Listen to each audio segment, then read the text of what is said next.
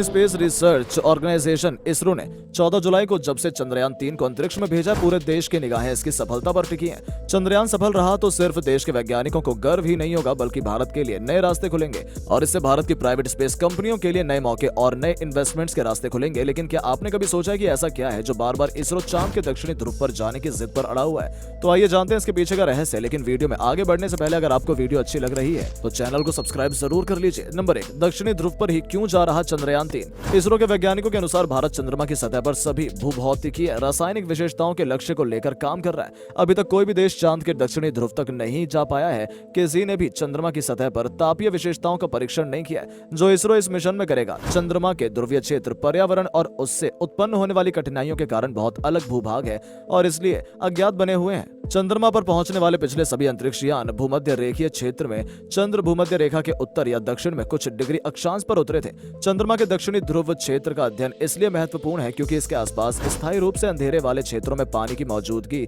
की संभावना हो सकती है। नंबर 2, 615 करोड़ की लागत से चांद पर चला चंद्रयान 3। चंद्रयान 3 को सिर्फ 615 करोड़ की लागत से तैयार किया गया, जबकि चंद्रयान 2 पर करीब 978 करोड़ रुपए खर्च हुए हैं। वहीं चंद्रयान 1 को 386 करोड़ की लागत पर लॉन्च किया गया था। इस लिहाज से चंद्रयान 2 बेहद किफायती कहा जा रहा है। इसरो ने कहा कि चंद्रयान 3 में एक स्वदेशी प्राणोदन मॉड्यूल, लैंडर मॉड्यूल और एक रोवर शामिल है, जिसका उद्देश्य अंतर्ग्रहीय अभियानों के लिए आवश्यक नई तकनीकी को विकसित करना और प्रदर्शित करना है। इसमें LVM-3M4 रॉकेट अपनी श्रेणी में सबसे बड़ा और भारी है, जिसे वैज्ञानिक फैट बॉय या बाहुबली कहते हैं। इसरो के वैज्ञानिकों ने कहा कि वांछित ऊंचाई पर पहुंचने के बाद लैंडर मॉड्यूल चंद्रमा के दक्षिणी ध्रुव क्षेत्र पर सॉफ्ट लैंडिंग के लिए उतरना शुरू कर देगा।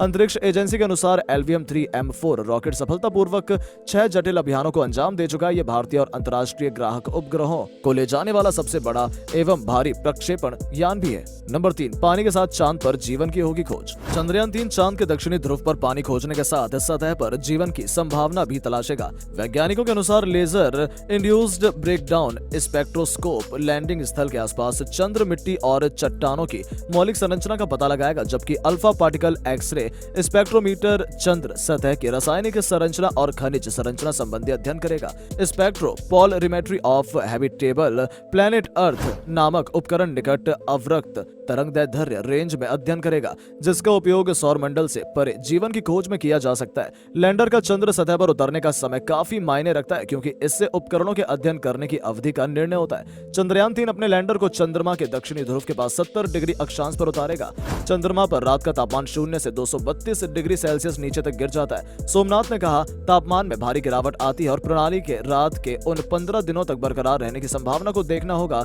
यदि उन 15 दिनों तक बरकरार रहती है और नए दिन की सुबह होने पर बैटरी चार्ज हो जाती है तो यह संभवतः अंतरिक्ष यान के जीवन को बढ़ा सकता है। नंबर 4, चांद और पृथ्वी इस वर्ष होंगे करीब। चंद्रयान लिखेगा भारत का नसीब। वैज्ञानिकों के अनुसार 2023 में चंद्रयान 3 के प्रक्षेपण का कारण यह है कि वर्ष में इस अवधि के दौरान पृथ्वी और चंद्रमा एक दूसरे के करीब होंगे। लैंडर की सॉफ्ट लैंडिंग के बाद इसके भीतर से रोवर बाहर निकलेगा और चंद्र सतह पर घूमते हुए अपने उपकरण APXS alpha particle X-ray spectrometer की मदद से अन्वेषण कार्य को अंजाम देगा। यह चंद्र सतह की रासायनिक संरचना को खनिज संरचना के बारे में समझ बढ़ाने में संबंधी कार्य करेगा। रोवर की अभियान अवधि एक चंद्र दिवस यानी कि धरती के 14 दिन के बराबर होगी।